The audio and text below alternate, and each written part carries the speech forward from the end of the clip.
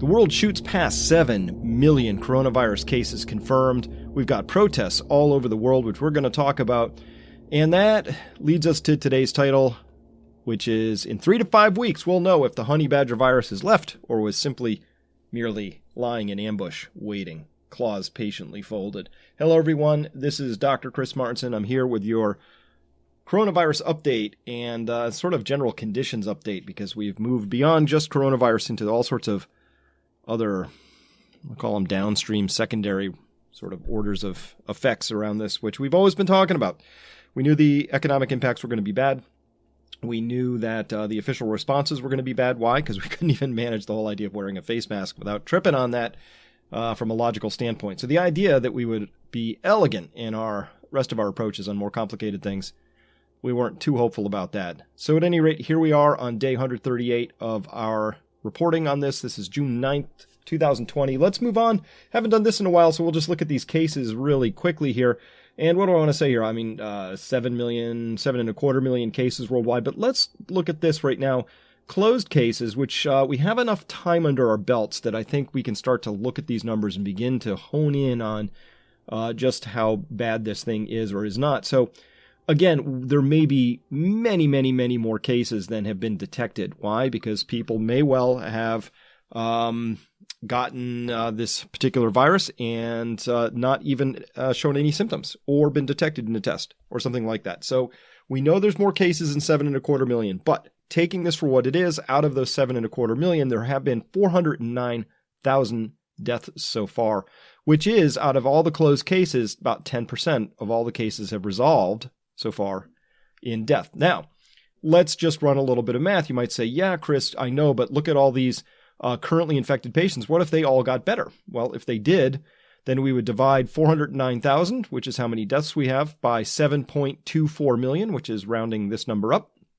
That would give us a case fatality rate of 6.7% if every single one of these 3.263 million people here all recovered without any further deaths. I think that's unlikely. So I think for now we're going to be able to say, because we have enough time under our belts, that somewhere between 6.7 and 10% is where the case fatality rate looks like it's going to start floating in. Now, shocking, right? I know, because you've probably been flooded with people sending messages on Facebook, on Twitter, people who really wanted to see the country open back up again, wanted to get back to their favorite bar or whatever their pastimes were, or want to get back to work. Very understandable, but oftentimes using things by saying things like only 0.0002% of the population has died from this. It's really not lethal. It's not bad, all of that stuff. But if it's the case that we're going to see 70 million people infected by this thing, then we would expect to see 4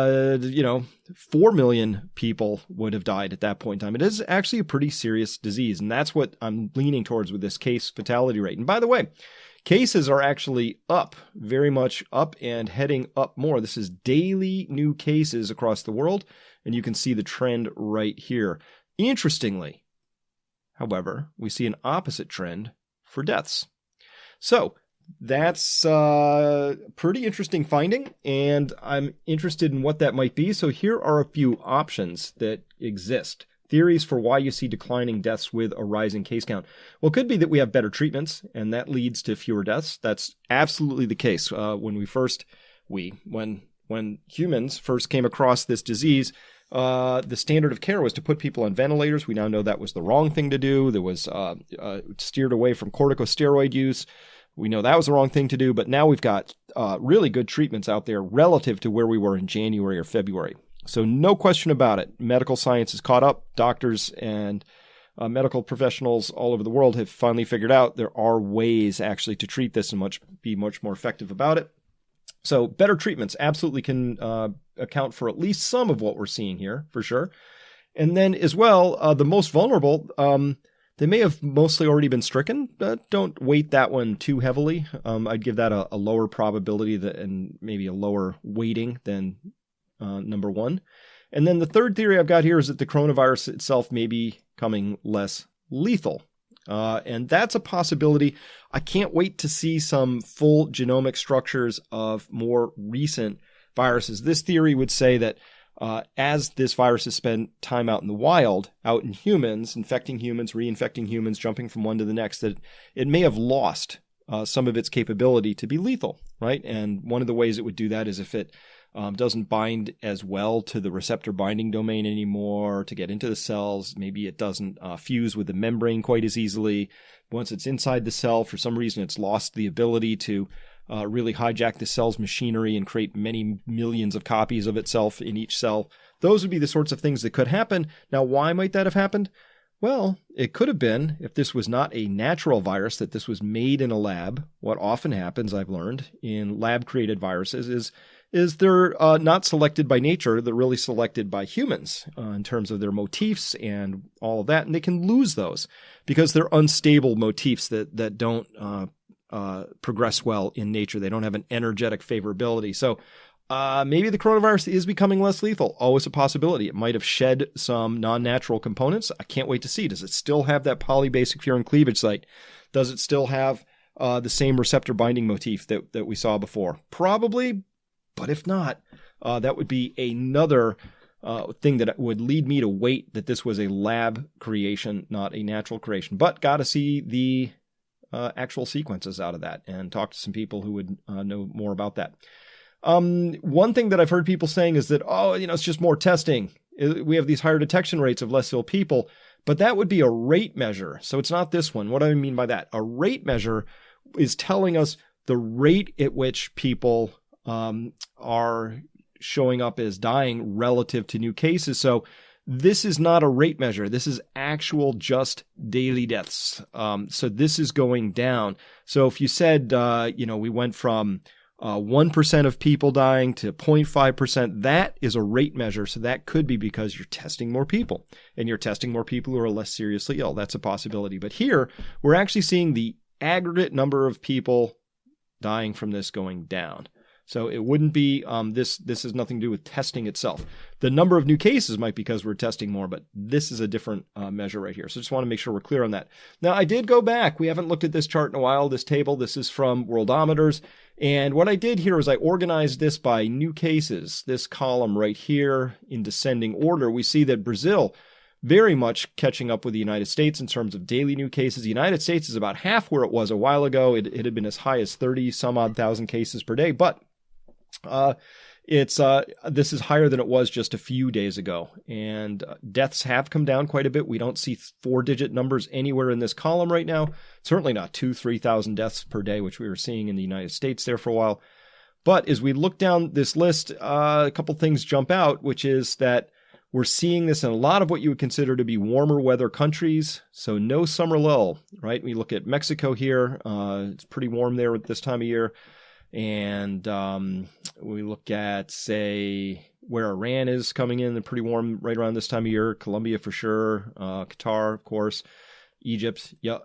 So at any rate, as we look at this, I'm just willing to say no summer lull is coming up. We might get a lull for different reasons, but probably not because of how we've been behaving. And we're going to get into the protests in just a second. All right.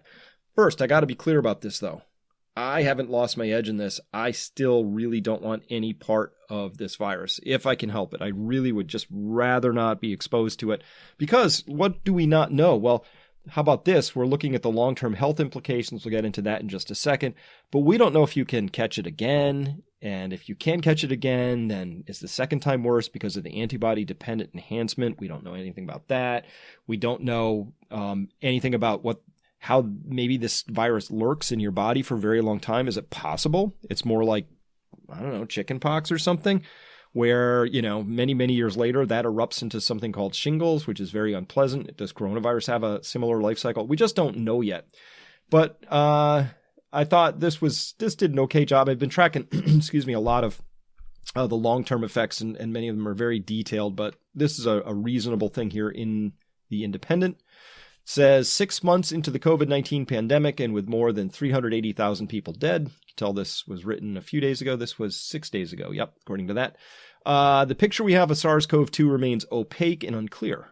Thousands of papers and reports have flooded the academic sphere during this period as scientists have rushed to understand the virus, which, according to the journal Science, acts like no pathogen humanity has ever seen.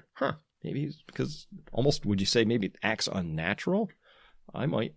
As governments have scrambled to stabilize the spread of COVID-19 within their countries, enforcing far-reaching mitigation measures that have overhauled the normalities of day-to-day life, our perception of this deadly disease has slowly shifted and changed. And editorially, I'll say I think some people have lost their fear of it, or respect even for it. I don't know, you should be fearful of it, but definitely respectful. People have lost even that. And obviously, we've seen people protesting their right to not wear a mask and things like that. So they obviously don't have any respect for this disease. Continuing on, quote, what initially appeared to be a predictable respiratory infection, similar to SARS or avian flu, SARS-CoV-2, is now known to affect the lungs, brain, eyes, nose, heart, blood vessels, livers, kidneys, and intestines.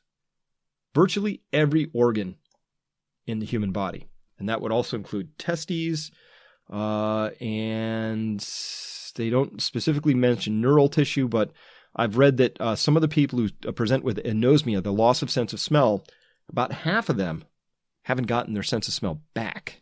And they had a big article in the Wall Street Journal. Some young guy, I think about 20s, maybe 26 or so, reported that he had no sense of smell anymore. And it was really life-destroying, disturbing, because so much depends on your sense of smell. It's one of our oldest senses. It's tied very deeply to memories, experiences, and our perception and taste of food. So this guy just wasn't eating anymore because food was really a chore, not something to be enjoyed at all without a sense of smell. So that speaks to the idea that that this may have actually invaded and damaged the neural tissue that's responsible for smell and things like that. So not good.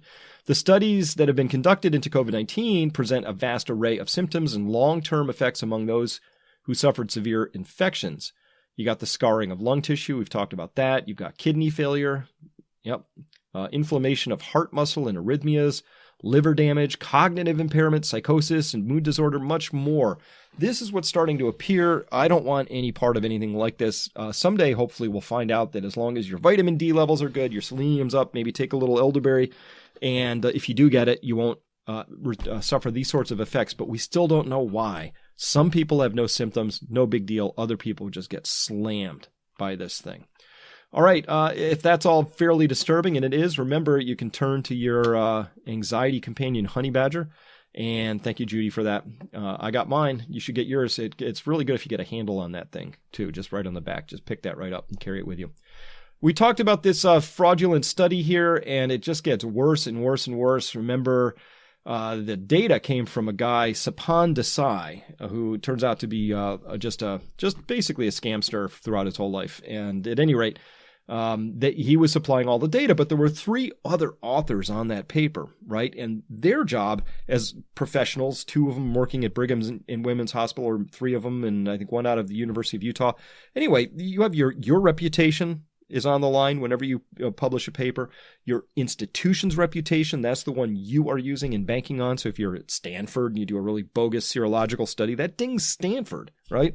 Well, in this case, Brigham and Women's, they got dinged on this whole thing. So it turns out when James Todaro dug a little deeper, he found this little tidbit, which is that one of the authors on this paper, Dr. Amit Patel, is actually related to Dr. Desai by marriage.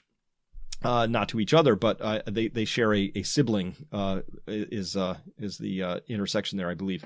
So yeah, related, and tries to dismiss this here on June 7th. Says, oh, that's old news. Well, no, that's actually brand new news for me, Dr. Patel, when I found this out on the 7th. Many people from the Brigham were at that wedding, and media knew about it.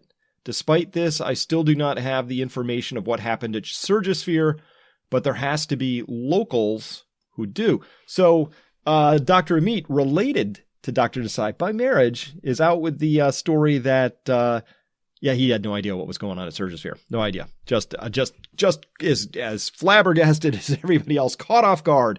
But actually, Dr. Patel, you are an author on that paper who also happens to be related by marriage to the person who came up with all that fraudulent data. So actually, you don't get to sort of stand off to the side and say, hey, we're all equally disturbed by this, and maybe somebody can find out what happened. That's actually on you, and that's up to you. All right. We saw that the Arizona opened up, was one of the earlier states in the United States to open up. Let me just get rid of this thing here. And so what happened? Well, it turns out that the Arizona hospitals are now being told to fully activate emergency plans by the state health director. Why? Well, because COVID-19, the honey badger HB19 numbers, they continue to spike in Arizona. Hospitals in the state are now activating emergency plans. So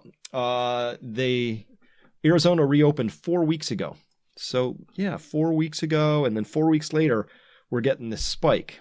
So that's something to notice there about that.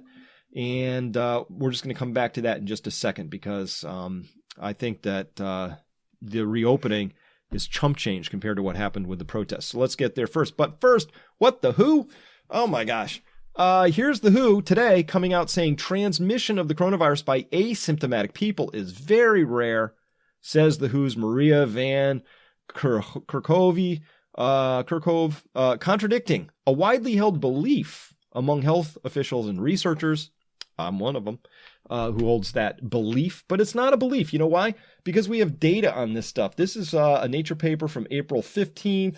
A bunch of people here on this thing, a lot of authors. You like to see a big author list because a lot of people contributing, putting their names on the line. Pretty big study. At any rate, they looked at lots and lots of patients, contact tracing, the whole 9 yards, and they said in sensitivity analysis using the same estimating procedure but holding constant the start of infectiousness from 1 to 7 days before the symptom onset. So they're saying, hey, if we think the infectiousness was anywhere from 1 to 7 days before symptom onset, infectiousness was shown to actually peak at 0 to 2 days before symptom onset. And the proportion of pre-symptomatic transmission ranged from 46% to 55%. That's what the data says. What's this, very rare? What do you mean, very rare? Is half very rare?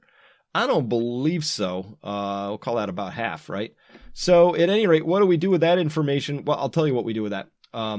We say, I love this comment when I tweeted this out. So, oh no, we got this from Where is Yan Ling? Uh-oh, look out. The WHO bus is making another U-turn. This is great. I love this. The WHO bus making another U-turn. Yeah, what is going on here, WHO? This is really something that you can't just come out say that asymptomatic transmission is very rare. You've got to give me the data. No data, just an assertion. They come out with this. First, you're supposed to wear masks, then you're not supposed to wear masks, and you should wear masks, but maybe not everybody, and maybe just these people, and yes, you can get it this way. No, you can't. This is the most unclear, unprofessional, absolutely useless information set from the WHO, and they're just out muddying the waters all the time. I have no idea why they're doing that, but now we got to combine that with why we're getting still really super flawed hydroxychloroquine studies. Again, I don't care if it turns out that hydroxychloroquine works or not. I don't have a dog in that fight, but I care a lot about the science, and I care a lot that we find the effective treatments for this as rapidly as possible. That would be the humane thing to do. All right, here we see let me pull this back. They say no clinical benefit from use of hydroxychloroquine in hospitalized patients with COVID-19. This is from the 5th of June. This is a big study. This is called the Recovery Trial. Professor Peter Horby and Professor Martin Landry, chief investigators of the Recovery Trial. Let me just move this back up here a little bit. Ding. Said in March this year, Recovery was established as a randomized clinical trial to test a range of potential drugs for COVID-19, including HCQ. Awesome. The trial has proceeded at an unprecedented speed. Thank you. Thank you, Microsoft. Stop that. Thank you. Trials proceed at unprecedented speed, enrolling over 11,000 patients from 175 hospitals. That's good stuff. Should be well powered there. The Independent Data Monitoring Committee has reviewed emerging data about every 2 weeks to determine if there is evidence that would be strong enough to affect national global treatment of COVID-19. We have concluded there is no beneficial effect of HCQ in patients hospitalized with COVID-19. We have therefore decided to stop enrolling participants to the HCQ arm of the recovery trial with immediate effect. We are now releasing the preliminary results. They have important implications for patient care and public health. You guys, it's June. So I go and I have to dig and I find the recovery trial and I go through and I read their treatment protocol. You know what we got in here? First, oh my God, They gave 2,400 milligrams of HCQ in just 24 hours. Look at this. Initial dose, 800 milligrams. This is way above what anybody else is putting in as useful. But then 6 hours after that, another 800 milligrams. 12 hours after that, another 400. 24 hours after that first dose, another 400. Oh my God, 2,400 milligrams in 24 hours. So guess what? You are going to have some very serious side effects from that. No question. Oh, hey, when we search, zinc is our search term, 0 out of 0 in the recoverytrial.net. No zinc. So sorry about that. And also eligibility. Who's eligible? Patients are eligible for the study if all of the following are true. They're hospitalized. Oh, so it's late.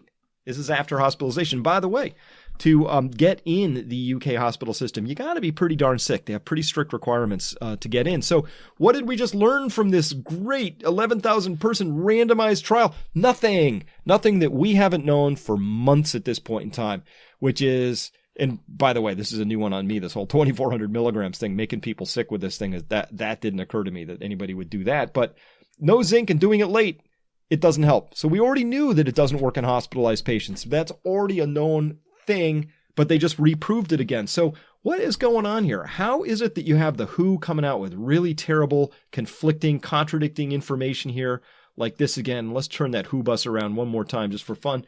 And how is it possible that we're still getting these super flawed studies? 11,000 patients, giant study. Why can't we just have? Here goes the WHO. Up, see him heading up the highway there. Why can't we just have a study that's like on time and has zinc in it? How hard is this? It's just, you can feel them doing everything but that study at this point in time, because then we'll know. Then we'll know something, right? So at any rate, just ridiculous. And somehow these feel connected to me. You can't run. It's very hard, I think, to run studies this badly over and over and over again, unless you're really trying. And it's kind of hard to be this misleading all the time, unless you're trying to be, I think. I don't know. It's just, I'm getting very, very troubled by this whole thing. All right.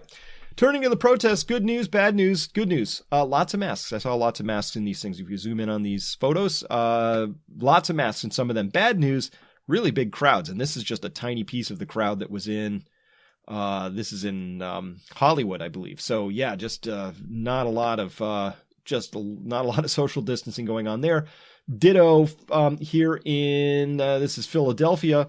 You know, huge crowds. This is from a drone footage, but this crowd goes way up, into, goes way up this way. And so just a lot of people, not a lot of social distancing going on in here, anywhere in here. So at any rate, that's what we're seeing. And so what's going to happen with that? Well, I think we're going to be finding out a lot more in about 3 weeks or so, maybe 5 weeks. So that's because this person asked, well, why 3 weeks? Average incubation period is just 5 to 8 days. Well, that's true, but it takes a week for this thing to settle in. And also people are going to be infecting their households.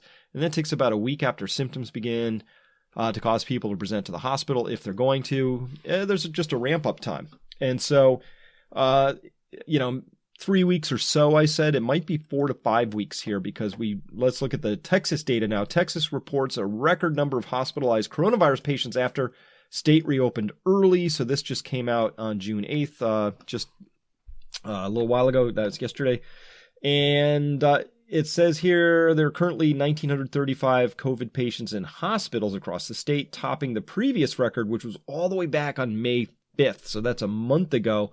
Headed in the wrong direction there. Texas was among the first states to relax its statewide stay-at-home order, allowing it to expire April 30th.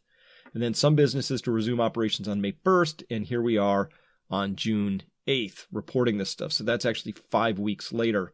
So 4 to 5 weeks is just takes time for this thing to sort of come forward. And Houston is reporting an increase of about 30% in their hospitalization rate of people. So this, it's not anywhere close to danger right now. I think they could about double their ICU bed usage. But interesting thing, you can watch that and track the ICU beds before it gets super critical. But that's a possibility. And here's why. This is from This is actually George Floyd's family here speaking at a Houston rally, and no, the mask across the chin doesn't do anything there. There's not a mask to be seen except for this guy right here. This guy right here. So we got one, we got maybe two, not sure about that guy. 2, 3. So I see 3 masks back here, but nobody up here. And this is pretty common though. Seeing, no mask here, no mask there, no mask there, no masks there or there. There's a few masks in here, so that's good to see. Same thing that we're seeing in the UK. Nope, doesn't help if you pull it down off of your face like that. No mask on this woman here. Nope, doesn't help if you pull it down off your nose like that. Nope, doesn't help if it's across your chin. So, nope, no mask at all. So, kind of iffy, seeing some places like 50-50 mask usage like that. Other places, here, like not a mask. Nope, doesn't help to pull it down. Nope. It's off the nose here, no good there. And that's okay. Other places overall, it wasn't that bad. If you look in this photo here, you can see mostly people with face masks. I think we're well over the 80% mark, which we presented data a while ago, which said the 80% mark is about where it really begins to inhibit the spread of this disease. And of course, people are actually really close to each other. So if everybody had N95 masks, I think this is a totally fine picture here. Given that some of these are just bandanas, some of them are scarves, some of them are just surgical masks, a little more social distancing would be helpful. So my guess is that in 3 to 5 weeks, we're going to see if this was a problem or not and whether COVID really spread. Remember, if any of this stuff makes you nervous, you can just get your anxiety companion honey badger. That's sure to take your stress levels down, guaranteed. All right, I want to talk about the police misbehavior that's coming up, and really interesting title here out of The Guardian saying protests about police brutality are met with wave of police brutality across the U.S. And there's been quite a few, and some of them are pretty egregious. I want to talk about just one example because it's misrepresented in the media pretty much constantly. And that's this idea about being shot with rubber bullets. And it's presented as if, rubber bullets are wildly inaccurate and police are just sort of shooting at crowds and something, people get hit. Okay. And this is a typical launcher here that you would see that police might use, and it's shooting a 40 millimeter round. You can see some tucked in over here. It's got a really fancy holographic scope on here. I believe that's one of the EOTech series. I have one of those, by the way. I've spent a lot of time at the range, and I've actually, managed to be very competitive. I've used I actually have an EOTech site on one of my platforms, and so I'm very familiar with this stuff, except I don't shoot rubber bullets at anybody. And so here's kind of what this looks like in a slightly different gun. It's a big round like this. This is the projectile that's being fired. It comes out really fast. And by the way, these are the French police, and I use this picture because you can't see, this is for sure, this is the EOTech, looks like the 512 scope right there. And you can see also that this barrel, you see those marks in there? These marks that you see, making sure you can see these marks in the barrel down here, these things here, this is rifling. So that means that these projectiles are given a spin like a football. When you throw a football and that spin stabilizes it, that makes it very accurate. And so with this red dot sight here, you can put a dot with this rifling at certain ranges, and you will be able to put that dot and have that projectile hit exactly where you want, which means, of course, that it's not accidental or random. If you go to eye injury less than lethal, and you Google that, if you have a strong stomach, go to images, there's just page after page after page from all over the world, right? Palestinians, yellow vest protesters in the United States with these protests recently. These are very specific injuries, all right? So these are just 3 that I just pulled up very quickly from U.S. pieces. These are not accidental. For somebody to lose an eye, it means a police officer put a red dot on their eye and pulled a trigger knowing that they had a very strong chance of maiming that person for life. That's a decision. It's intentional. It's not an accidental thing that happens where you just sort of like close your eyes and throw rubber bullets down range and oops, there happened to be an eye in the way. If you look at this, eye injuries are very, very, very common. And these things are not meant to be shot at the head or the face. They are described and marketed as less than lethal, but that's not really the case. If you aim them at the wrong body part, they're really only supposed to be used in the trunk zone, not in the genitals, not in the face. Way too many eye injuries, and the eye being a fairly small target on the body, for this to be just accidental. And it's not accidental, and I can tell you for sure that if you gave me one of these weapons and you brought me down to the range, I would find that I could probably, within the very short ranges that they're using these things at, that I would be able to hit the same spot over and over and over again with just a tiny bit of training, right? It's a very stable platform. You got a hand down here that's able to stabilize it. You got some extra rounds right here. And looks like a camera, so they can record their handiwork while they're shooting these things. So at any rate, I think maiming people, particularly people who are just protesting, that lacks all integrity, and there's just no way to defend that. It's absolutely disgusting, and I'm completely 100% against it, and I actually think there ought to be really, really strong consequences for people who gear up, take aim, and shoot people in the eye. I just think that's awful. No, full stop. So how would we turn this all around? I don't believe that defunding the police makes any sense, of course. You obviously need police, and we need good police. The problem is there's some bad ones out there, the ones who would pull the trigger after aiming at somebody's eye. That my definition of a bad cop is somebody who takes aim at a person with the intention of maiming them simply because they don't want them protesting where they're protesting. So time to turn again to the power of incentives. Remember Charlie Munger, he said, "You show me the incentive and I will show you the outcome." Said a different way, he said, "Never ever think about something else when you should be thinking about the power of incentives." Defunding the police is supposed to be that sort of incentive. It's like, hey, we'll take your money away unless you behave better.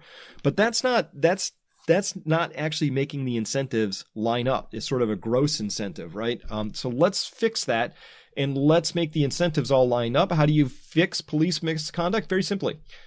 You say if police are going to, if you hold them liable for excessive use of force and or while operating outside of some sort of guidelines, I would prefer to have national guidelines. It shouldn't be okay in Minneapolis to put your knee on somebody's neck, but not okay in San Antonio. Just figure it out. It probably ought to have a national guideline that says, nope, you can't shoot at people's eyes with so-called rubber bullets. That's a bad thing. Not good. Then any monetary judgments that end up resulting from that are paid out of police retirement funds. No making them up with taxpayer funds. It comes right out of the retirement fund. And by the way, the next letter that goes out with a check to all the retired officers out there says, your check is $2.33 less because Officer McRage had a little bit of trouble controlling his itchy trigger finger and took out an eye. We lost $3 million. That came out of our pension, spread across everybody's paycheck. You get $2.33 less a month for the rest of the time. Hey, watch the phones ring from retired police officers exerting their incentives now to go forward and say, maybe we should have Officer McRage off the force. Let's get that done. Two, I think then as a consequence of that, individual police should be required to carry insurance in case of any judgments against them. Same as for bad drivers then, the bad cops will simply price themselves out of a job. So if Officer McRage, takes an eye out, loses a $3 million judgment, and that's an insured judgment, next thing you know, they have to start paying a really high premium. And if they do it again, they can't afford the premium. And guess what? They can't afford to be a police officer. So that's how the incentives would line up. And third, and finally, any law enforcement official, and that includes prosecutors, anybody in the law enforcement chain caught planting incriminating evidence and or withholding exculpatory evidence shall face the same penalties, fines and jail time, as the crimes they attempted to frame. Period.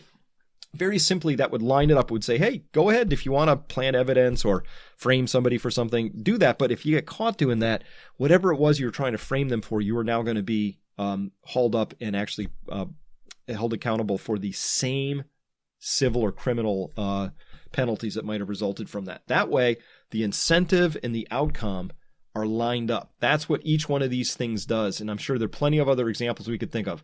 This lines up the monetary incentives of police actions with their behaviors. This lines up the individual actions of police with their behaviors. This lines up the actions of anybody in law enforcement with the overall outcome. So that's it. It's so much simpler and so much more direct to do things like this. These would be how I would want to approach this. Absolutely. And then I think we would have a very different set of outcomes that would happen with that. And I totally understand being a police officer is hard work. We're asking them to make very, very difficult snap decisions in many circumstances. But I got to confess, taking aim at somebody who's standing 30 feet away with their arms up in the air or chanting and taking an eye out, that's not what we're talking about here. That's bad policing. That's something's off there. All right. I think it's ripe time for a movement, way past time. And guess what? The NASDAQ's at all-time highs because the Federal Reserve, this is the Federal Reserve building, and other central banks in the world, they can't help themselves. They're just going to keep printing. Look at that, all-time highs. They're printing money and throwing it into the stock market. Look at this. Right? Doing that is creating a huge wealth gap. That creates the conditions for people to feel very unhappy about the system, right? And yes, this is about Black Lives Matter. This is about justice. This is about fairness. It's about a lot of things. And it's really not helping to have your number one banking institution out there, which is actually privately held. Most people don't know that, but it's true. Printing money and handing it out to their own friends, which means that Jay Powell, who is the current chairman, this is Jay Powell right here, he's having his Marie Antoinette moment here, which is basically let them eat stocks. And by the way, I put this image together a few days ago, and you can already see how outdated it is because NASDAQ cracked 10,000 today. S&P's over 3,200. I mean, it's just like I keep pressing at this saying, come on, Federal Reserve. This is really simple. You shouldn't be adding to social inequity. You shouldn't be making the rich richer, even though they didn't do anything to earn that, right? The billionaires got $500 billion richer because of that man right there, Jay Powell. And what did they do for their extra $500 billion? Nothing. They sat around and watched their portfolios grow. They watched everything just go skying high again. They did no work. They didn't make society any better. Nothing happened except this institution fired up its magic printing press. This is the man most responsible, Jay Powell, and he's just basically saying, let them eat stocks to all the poor and disadvantaged people out there, and to middle-class people, to everybody else. Listen, it's just, I understand why they think they need to do it, but this has been their story for 12 years now, since 2008. It's just throw more money at it, make the stock market go up. That'll fix everything. They've had 12 years to figure out it doesn't fix squat. And they keep doing it because it makes them and their friends wealthy. And we're supposed to pretend like we didn't notice that part of it, that they're just here trying to make the world a better place. Yeah, while you're making yourself rich. I get it. At any rate, that's why we have a situation like this where George Floyd and his murder is what it looked like to me. That's just the tip of the iceberg. But underneath, you have all this complete lack of accountability. It's interesting to see some slight accountability starting to come in to the police forces, where a few officers have been charged for doing some pretty egregious things. Accountability really needs to land back on this institution, the Federal Reserve in general, and this man in particular, the chairman at this point in time. We got this unfair wealth distribution thanks to this guy, right? We got the Federal Reserve picking winners and losers, again, thanks to this guy. We got corporate rackets like sick care. We got militarized police, all of these things. This is why people are protesting, because things are pretty unfair at this point. All right, conclusions for today. The long-term health consequences of COVID, they're becoming more well-known, but we still don't know a lot. And for many, it looks pretty bad. And my conclusion here is, I don't want this. I don't want it, and it's very hard to keep our guard up all this time. I find myself having to constantly remind myself to keep the distance, to be careful after I've touched a surface. I find it hard because I've got a lifetime of not being that way. And so I'm ready for this to be over too. Totally ready for it to be over. I just don't think it is. All right. Lancet, which is the medical journal, Brigham and Women's Hospital, all four authors of the scandalously fraudulent and now retracted paper on HCQ, they still have a lot to answer for. And I'm looking for a better public apology and or explanation than, I know I'm married related to that guy by marriage, but there have to be some locals maybe who know more about this than I do. Nah, it's not going to cut it. Sorry. Desai, the guy, the head of Surgery Fury, committed serious fraud. Really did. Very serious fraud. And the consequences ought to be severe. And there ought to be something beyond just loss of job, I think, is very serious fraud that was committed and had large health impacts. In the next 3 to 5 weeks, we're going to know if HB19, aka COVID-19, has lost its teeth or if it remains a significant threat. I kind of think we're going to get a real resurgence in cases here, and we're going to see that surge in hospitalizations. If not, we're going to have to ask why that happens to be the case, and something would have to have happened to the virus itself to make it less lethal, and I would be very interested to find that out. I haven't seen a sequence of it lately, so that's what I'm going to be hunting down next. All right. Police brutality, I consider that to be inexcusable, especially when they are specifically seeking to maim people for life by shooting an eye out. And no reason for that, no justification. You can't tell me there's any possible reason that makes sense if you've got police on one side of a barricade, people on the other side protesting, and boom, an eye gets taken out. Nope, that's just pathological behavior right there, full stop. And there ought to be massive accountability for that, and consequences, no question. And the Federal Reserve is not stoking. I misspelled that. I'm going to fix that right now because you know how I am about that stuff, right? So they are, you could say stocking, but really they're stoking. The largest wealth gap in all of history, all-time highs for stocks when so many are suffering, it's a let them eat stocks moment. If you want to find out more about this, check this link out for What the Fed To. Really great piece of work there, that was a webinar that we did with Mike Maloney, Grant Williams, and Charles Hugh Smith, myself, with Adam, moderator. Very good.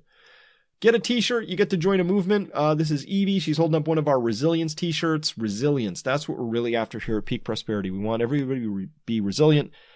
I'm busy making a garden. I'm out there every single day, planting and weeding and figuring out how to make my field a little bit more productive and pull up the overall growth ability and abundance in this particular area. And I'm doing that because I want to be resilient. I want to have food resilience. I want to have nutrition resilience. I want to be resilient across all sorts of dimensions. Physical, financial, emotional would be the 3 big buckets. And so anything we can do to help you become more resilient is great. And of course, if you get a t-shirt like this, then you are self-identifying as part of the tribe of people who like their data more than the bland assertions by disgraced organizations, I guess is the best way I can put that at this particular stage.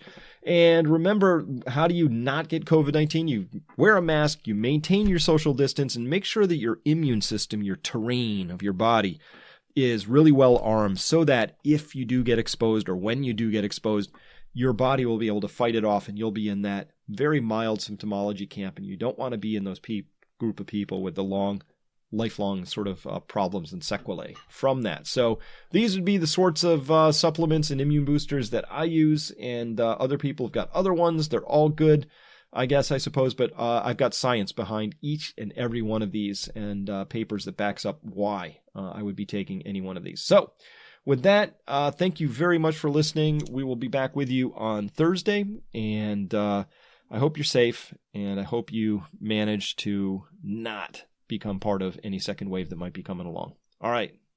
I'm all done for today. Thank you for listening. We'll be back next time. Bye-bye. Hi, folks. This is Adam Taggart, Chris's co-founder at Peak Prosperity. To get your own Resilient shirt, simply go to peakprosperity.com/shirts. Each shirt is made of 100% organic cotton and produced in the USA.